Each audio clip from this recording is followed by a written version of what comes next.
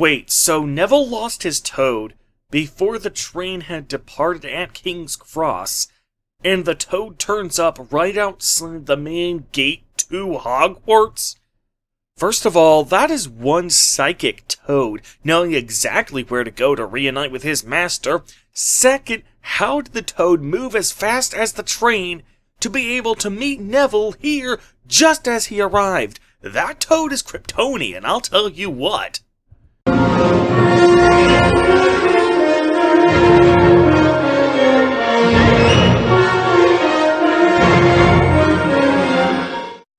Spoiler warning. This is an in-depth retrospective and story analysis of the entirety of the Harry Potter books, one chapter at a time.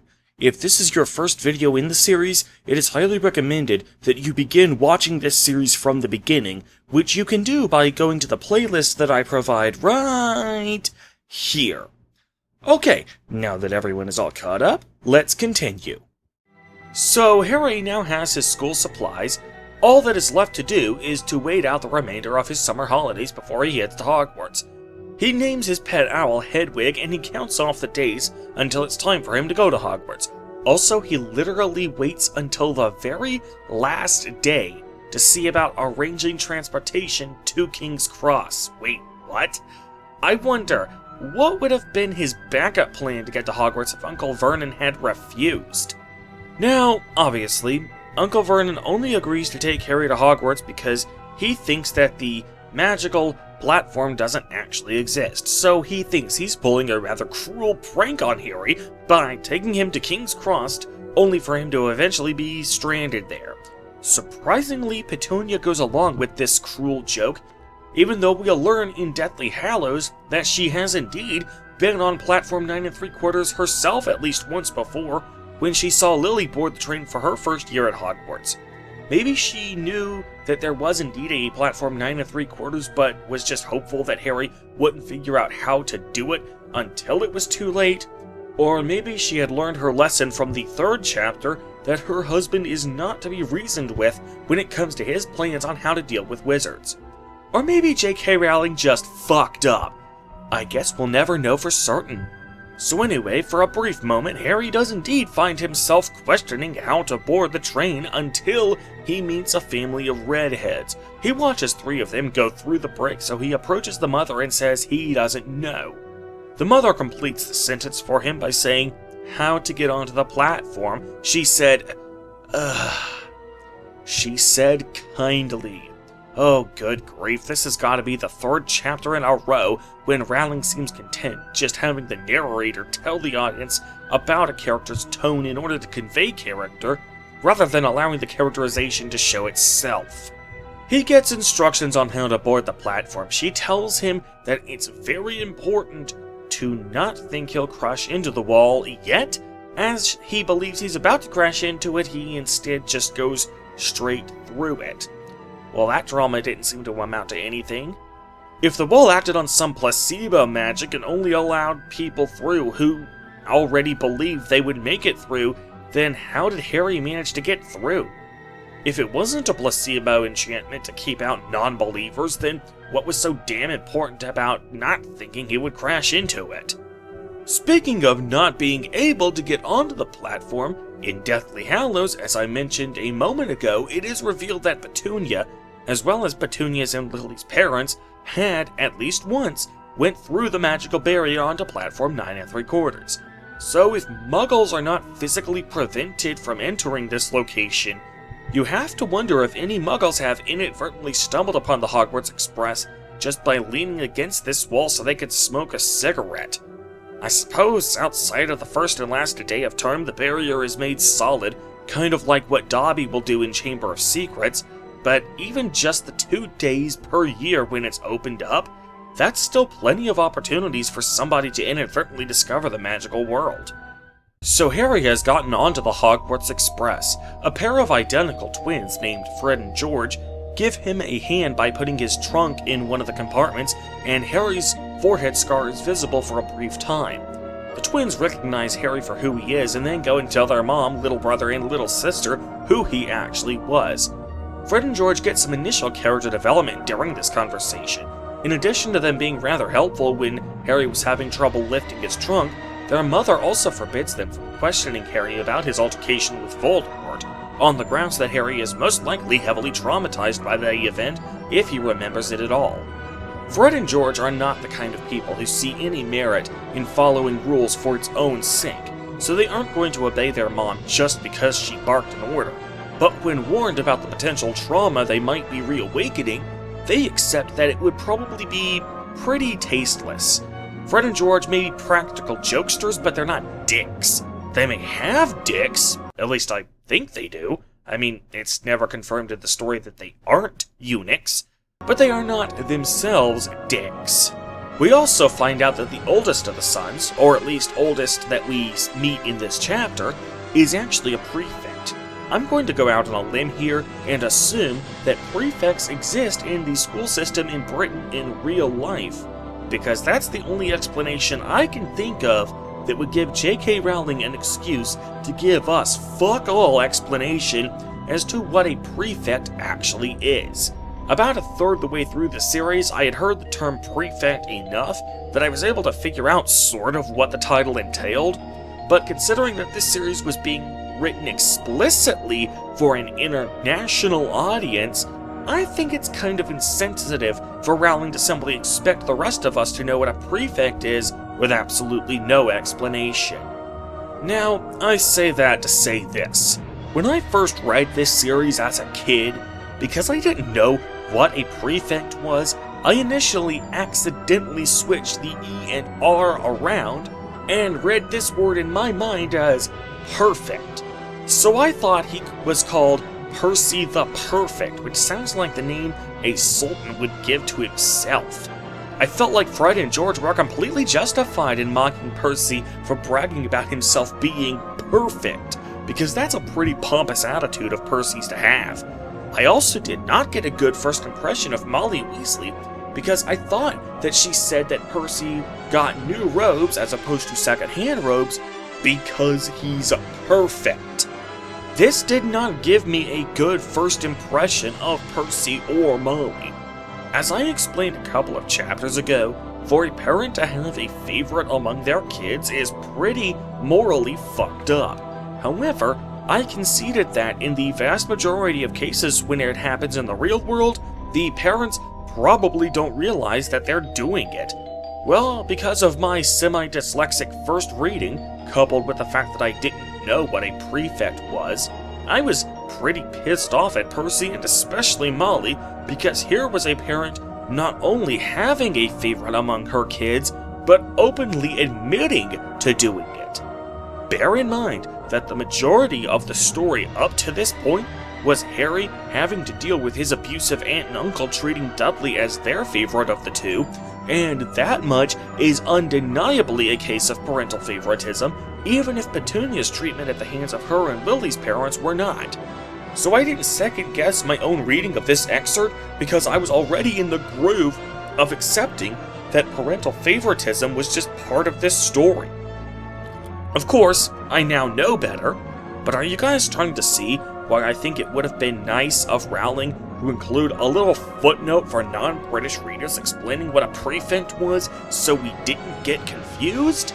Anyway, Ron Weasley, the youngest of the Weasley sons, ends up sharing a compartment with Harry on their first train ride to Hogwarts, and solely because of that, Ron ends up being Harry's best friend. If it were Dean Thomas or Seamus Finnegan who shared a compartment with Harry, they probably would have been his best friend instead. And that's not me being cynical either, the books come right out and say this point blank. In Half-Blood Prince, after Harry saves Ron's life with the Beezer, Arthur Weasley outright gives complete credit to the fact that Ron and Harry shared a compartment in this chapter as the reason why they become best friends. So Harry uses some of his inheritance money to buy a buttload of junk food, and since a lot of this junk food is stuff that Harry has never heard of before, we get our first taste of Ron's primary function in the story: exposition about the magical world.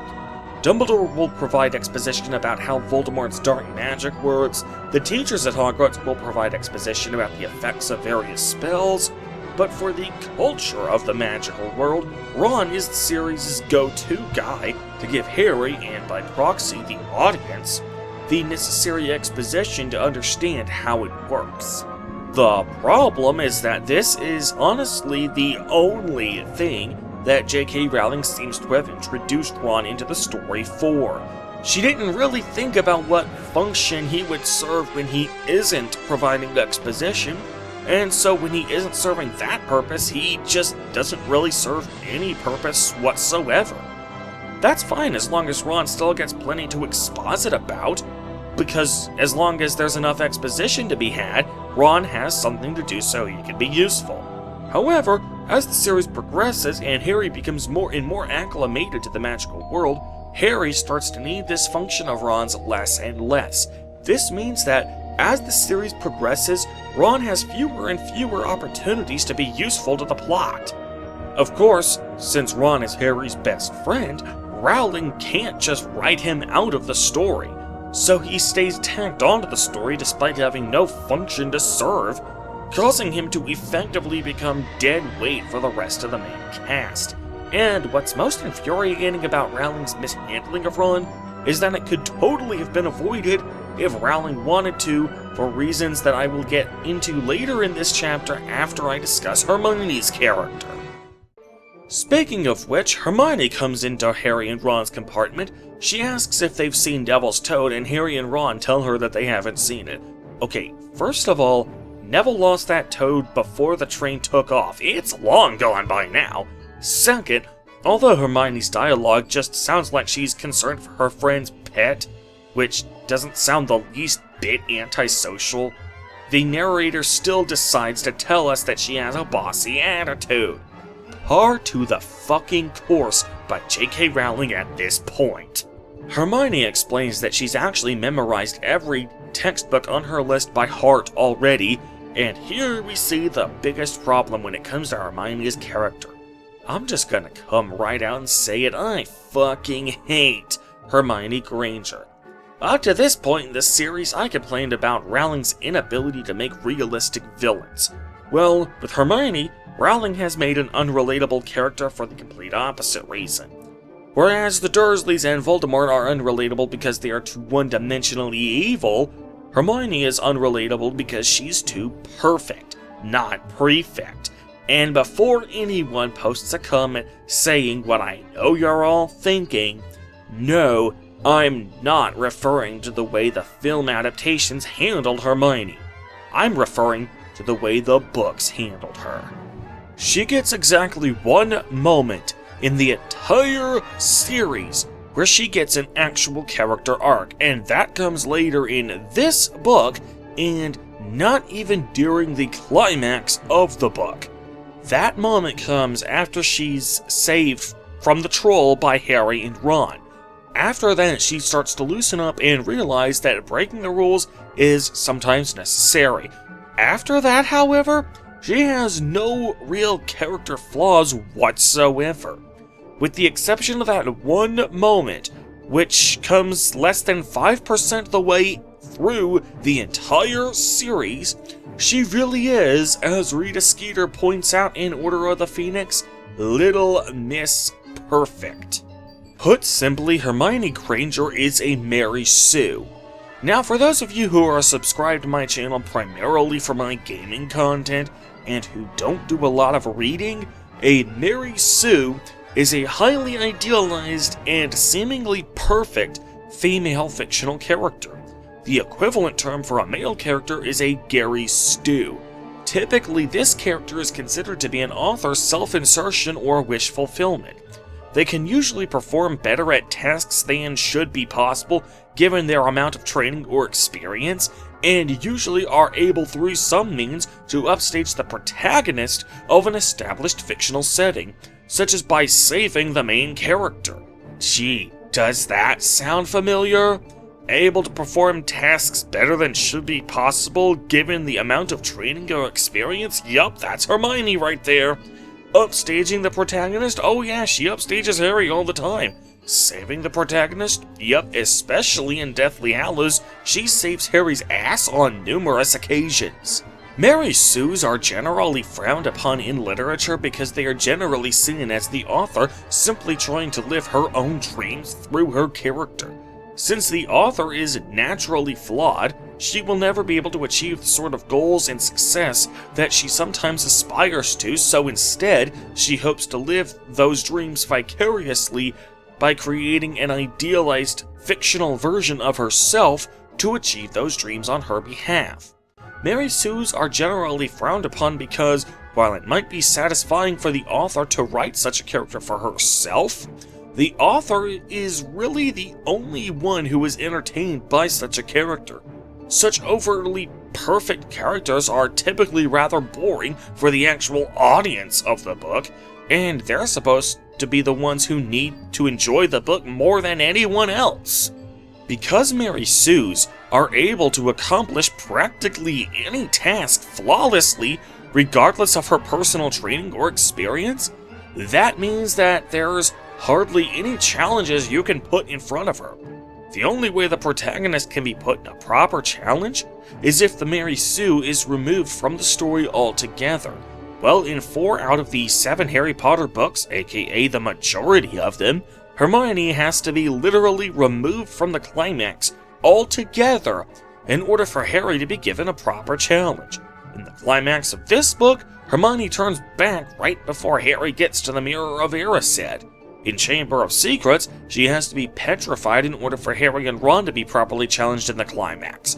In Goblet of Fire, Harry has to be whisked away to a place where Hermione can't help him, and in Half-Blood Prince, Harry and Dumbledore run off to the climax without Hermione tagging along. Honorable mention to Deathly Hallows because, even though Hermione isn't removed from the climax per se, Harry does decide to give her and Ron a wide berth so they can't talk him out of surrendering. Now, some of you might argue that Hermione does indeed have a few flaws, and that these flaws necessarily mean she isn't actually a Mary Sue. For example, she isn't very good at flying on a broomstick, and she freely admits that Harry is better than her at defense against the dark arts. To that I say, this is clearly just Rowling making the most basic and most thinly veiled of attempts to hide the fact that Hermione is a Mary Sue. Rowling essentially took her own self-insertion and split that character up into 2 other characters, Harry and Hermione. Think about it this way. Harry's birthday is July 31st, and the reason that's Harry's birthday is because that's J.K. Rowling's birthday in real life. Alright, that's a done deal. That much is, by Rowling's own admission, an author self-insertion. Now imagine if we took Harry's birthday, his aptitude for flying, and his aptitude for defense against the dark arts, and we gave all of those things to Hermione while keeping Hermione's gender and her skills and everything else. At that point, we'd totally end up with a Mary Sue. So from that, you can clearly see evidence that Harry and Hermione were most likely one character in the early stages of this series, only for J.K. Rowling to be warned about the backlash that would happen if she wrote a Mary Sue as her protagonist, and so she just split that character off into 2 characters to try and hide the fact that she wrote such a character. Now, if, despite all of that, you still are not convinced that Hermione is a Mary Sue, I have one final thing for you to consider. Hermione almost never screws up.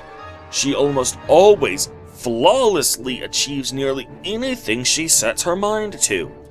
This is one of the instances where the film adaptation made her into even more of a Mary Sue than she already was in the books, but again, this is a retrospective on the books, not the movies.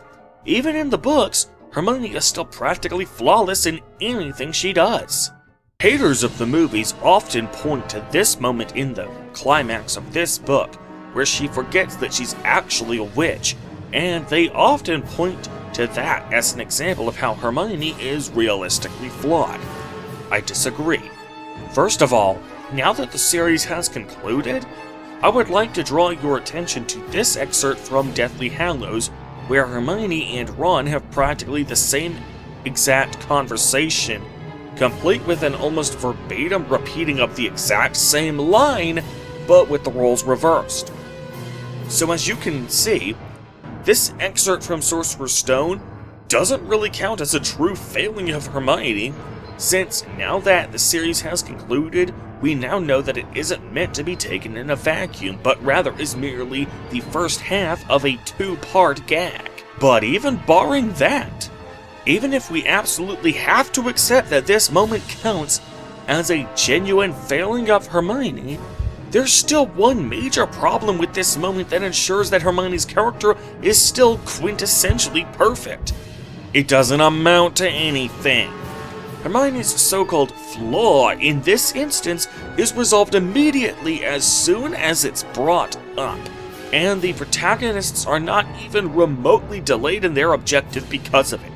It barely even serves as a speed bump to their goals, let alone a detour or barrier. All throughout the series, Hermione's character is treated with consistent levels of perfection.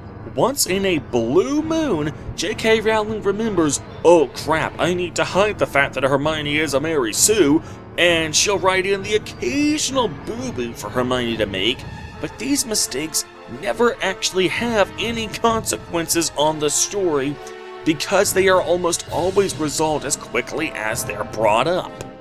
In the cafe fight in Deathly Hallows, her hands are trembling.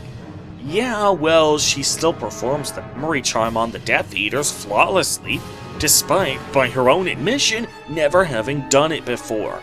When they're infiltrating the Ministry of Magic, she sucks at making a Patronus? Nope, not really. She fails making one on her first attempt, but her second attempt goes off without a hitch. It's only the most meager of setbacks. In Prisoner of Azkaban, she gets Harry's new firebolt confiscated because she suspects it might have come from Sirius Black? Yeah, but Harry gets the firebolt back before his next Quidditch game, so he isn't forced to play a single game without a proper broomstick. In Chamber of Secrets, she accidentally uses cat hair for her own Polyjuice potion, turning her into a cheat from the Elder Scrolls games? Sure, but Harry and Ron were still able to investigate Malfoy undercover as planned, so that still goes off without a hitch. And Hermione doesn't even miss any important lessons while she's in the hospital wing. The closest I can think of to a moment when Hermione not only makes a mistake, but this mistake actually has a significant impact on the plot, and Hermione eventually has to own up to her mistake and apologize, is in Prisoner of Azkaban, when Hermione refuses to accept that her pet cat is out to kill Ron's pet rat, despite overwhelming evidence, and her stubborn refusal to see the truth alienated her from her friends for most of the school year.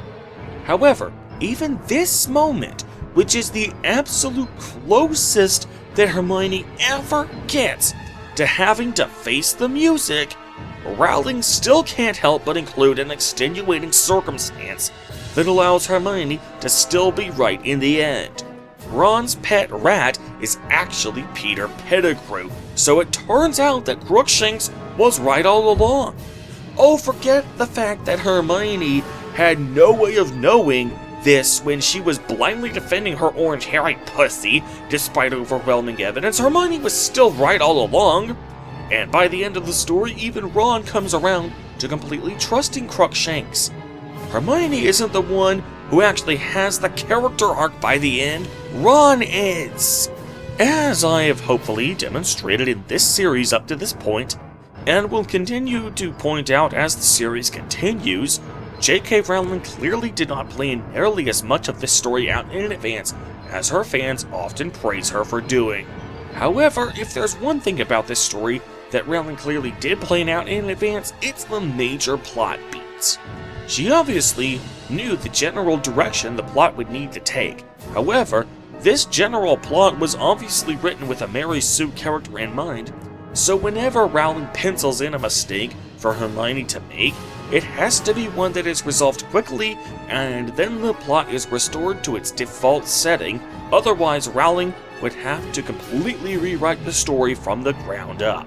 So yeah, all in all, film adaptations may have inflated Hermione's perfection and removed all of Rowling's attempts at hiding her perfection.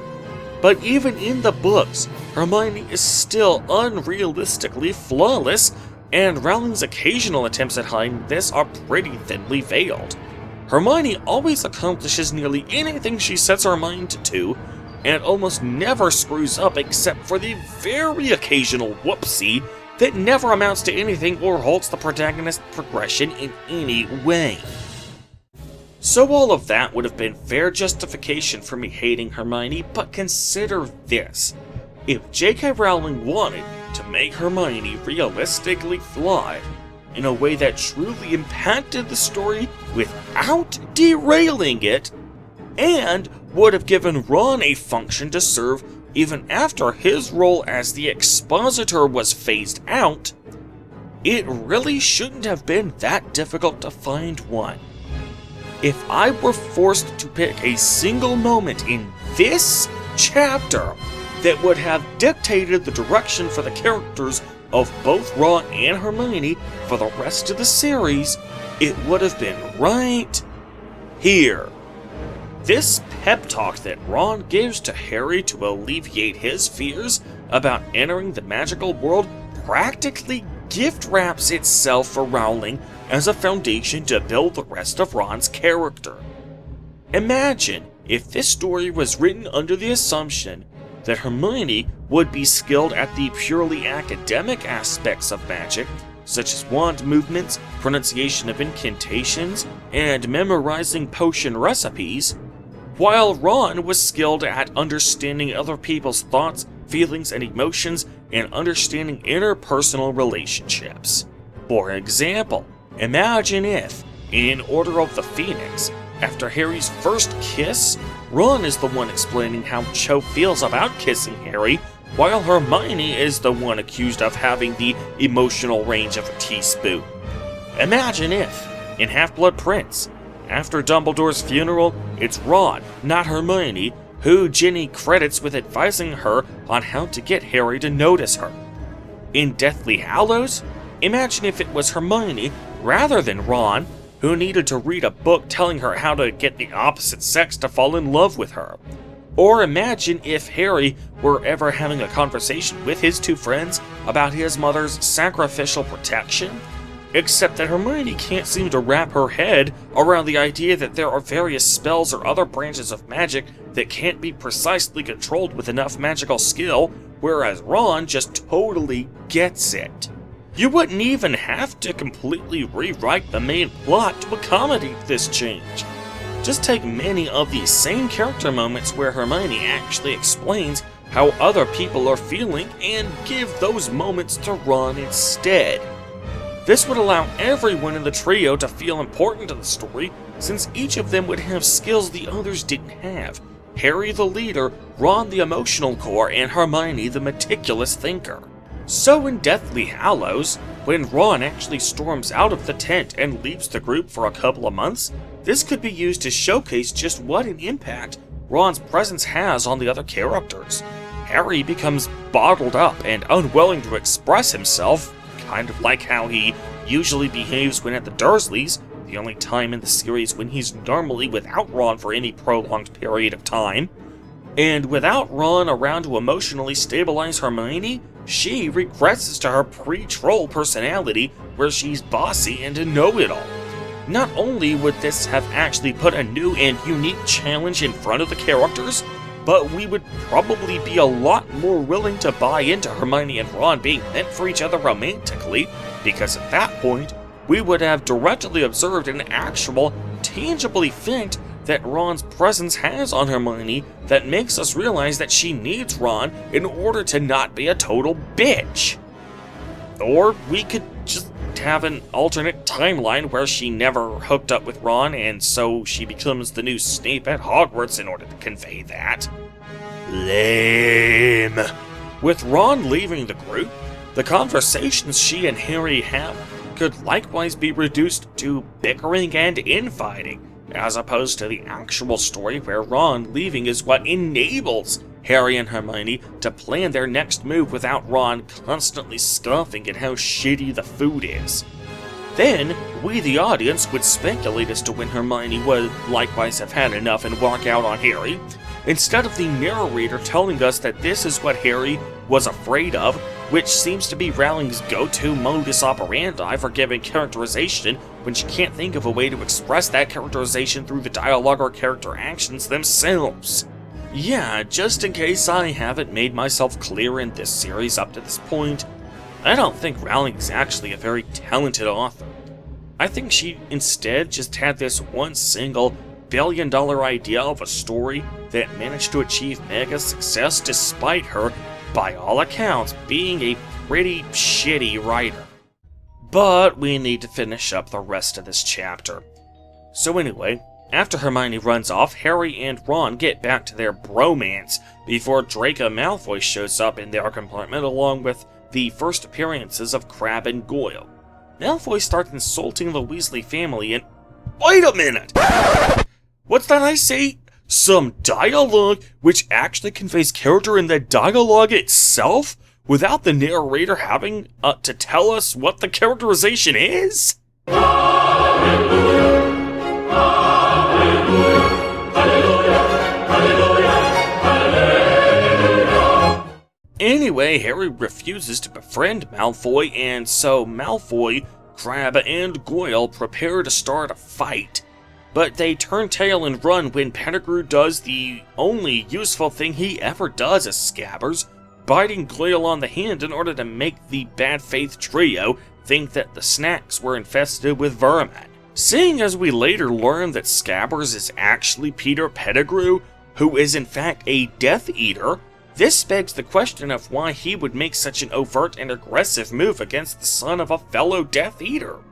Now sure, he's a bloody coward, and only joined Voldemort's ranks because he felt Voldemort would win and he just wanted to get on the winning team, so he wasn't exactly loyal to Voldemort, but then again, that just makes it even less believable that he would be so brave even on this one instance.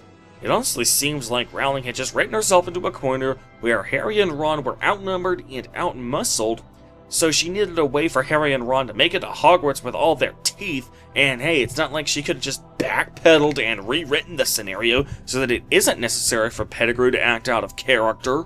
So they arrive at Hogwarts, and someone on the intercom system— side note, the train has an intercom system, but Hogwarts itself doesn't? What up with that? Tells the passengers to leave their luggage and possessions on the train, and they'll be brought up to the castle independently of the students. Remember that point, as it will create a bit of a plot hole in Half-Blood Prince. Harry and Ron get off the train and Hagrid takes them across the lake, since first years are supposed to enter Hogwarts Castle separately from all the other students. This is both pragmatic, since they haven't been sorted yet and therefore need to be separate from the rest of the students, as well as symbolic, since this is a huge new adventure they're embarking on, and so they really are different than the other students they're about to join. Hagrid discovers a toad and reasons that it must be Neville's, which makes absolutely no sense. First of all, as I pointed out at the beginning of this video, Trevor has to be the fastest and most psychic toad in the world in order to not only have the wherewithal to know to go to Hogwarts to reunite with his master, but also know exactly where Hogwarts is located and be able to move fast enough that he arrives in Hogwarts at the same time as the school train arrives. But even setting that aside, Hagrid is the last person who should be returning the toad to Neville, as he should have no idea that Neville has lost his toad. Hagrid wasn't at platform 9 3/4 when Neville told his grandma about his missing toad, nor was he aboard the Hogwarts Express as it was moving, so he couldn't have joined Hermione in helping Neville search for it. Shouldn't Hermione have been the one to find Trevor and return it to Neville? If you had to have Hagrid be the one to find it, couldn't you have just written it so that Hagrid held the toad over his head and asked everyone present if it was their toad and then Neville claimed it was his? Or something? But Hagrid somehow just knowing that it was Neville's toad just makes no sense. So with this chapter's B-plot having been resolved through a Deus Ex Machina, the chapter then comes to a close with Hagrid knocking on the main gate to the Hogwarts castle. So I discussed Ron's and Hermione's character for this chapter in great detail, no need to go over them again. What about the rest of the characters? Well, the Dursleys are shown to be just as mean-spirited and just as incompetent as they've been the entire series up to this point, expecting to leave Harry stranded at King's Cross, but in doing so ending up directly assisting Harry in getting to Hogwarts. So now that the Dursleys know that Harry knows how to get on the school train, one has to assume that the Dursleys wouldn't be so willing to take Harry there in the future. One subsequently has to wonder how Harry would get to King's Cross in all subsequent books were it not for his convenient removal from the Dursleys sometime before the start of term. Sure is a good thing he'll be removed from the Dursleys before September 1st for the rest of the series. Harry's character is developed as being humble and modest. He really enjoys having a friend, which may explain why he's so quick to warm up to Ron. He's so lonely that he's immediately warming up to the first kid around his age who isn't a total arrogant prick. Speaking of which, Malfoy's appearance in this chapter is one of the few times J.K. Rowling is able to convey character through the dialogue itself without needing the narrator to do it. Unlike in the previous chapter, I can completely buy in this chapter that Malfoy is a smug prick and a bully. When Harry and Ron stand up to Malfoy and his goons, it shows, rather than tells, the bravery that will cause them both to be put in Gryffindor next chapter. Sure, the narrator says that Harry was feeling a lot less brave than he was acting, but that's just part of being brave. It's the Cowardly Lion's character arc in the book version of The Wizard of Oz, as opposed to the 1939 film adaptation. True courage is more about facing your fears despite being scared shitless than it is about not being afraid in the first place. Ginny does not get a good first showing. She comes off more like an obsessed fangirl than the loving and supporting wife she'll eventually turn into. A common criticism about Harry and Ginny's relationship is that it comes completely out of nowhere in Half-Blood Prince, with Rowling completely neglecting to write in Harry showing even the slightest interest in Ginny before then. However, considering how Ginny behaves in the first two books in the series, I could totally understand why Harry wouldn't take the slightest glance at her. She's effectively no different than those people in the Leaky Cauldron who kept shaking his hand. Ron, Fred, and George were ogling Harry initially, but they quickly realized how insensitive they were being and stopped doing it. Ginny will continue to ogle and fangirl over Harry both in the final chapter of this book, as well as all throughout the next two books, and it will take until Order of the Phoenix before she is presented as anything other than a Harry Potter fangirl who just needs to take a number. Notwithstanding the quasi-dyslexic reading when I was a kid, Molly Weasley gets a great first showing. She's the first person Harry meets to truly catch on to how insensitive it is to go all fanboy over his scar. As far as the actual story is concerned, this chapter gives us our first glimpse at one of the main themes of the series: family. Ron comes from a pure-blood wizarding family and has a clear inferiority complex. Meanwhile, Malfoy tells Harry that some wizarding families are better than others. This serves as a precursor to the main motive for the villains of this series, blood status. As far as plot advancement is concerned, we hear that Gringotts got robbed, and everyone suspects that Voldemort might have been behind the robbery. Well, they're not wrong, are they? However, one aspect of this chapter that Rowling doesn't take much advantage of is the wizard candy. The every flavor beans seem like a really interesting concept, and the fact that they have nearly any flavor imaginable makes them feel suitably magical. Yet Rowling will never use them after this book. They come up one more time at the end of this book to serve as a quick gag, and then they never appear again. The chocolate frogs will be used for comic relief several more times in this series, plus they'll be used later in this book in order to advance the plot, so they are more important to the story than the beans, yet they don't seem nearly as interesting. The movies added in that the frogs were magically animated to move like real frogs, and I really wish that was in the books, because it would have given the frogs something, anything, to make them stand out. In the books, they seem like the sort of thing that could very easily exist in the real world, which makes them kind of mundane when compared to the beans. In Prisoner of Azkaban, Ron will hype up the Honeydukes by talking about all the magical properties of the most of their candy, yet the most magical thing about the chocolate frogs are the animate pictures of the wizards on the cards. Well, the every flavor beans may be a totally lost opportunity when it comes to world building, but this book is no stranger to completely nonsensical world building. We'll get into more world building that makes no sense next chapter. So tune in next time when I completely eviscerate not just the Hogwarts housing system, but also the House Cup. Until next time, however, I am Acer Thorn, and I will see you guys later. Peace!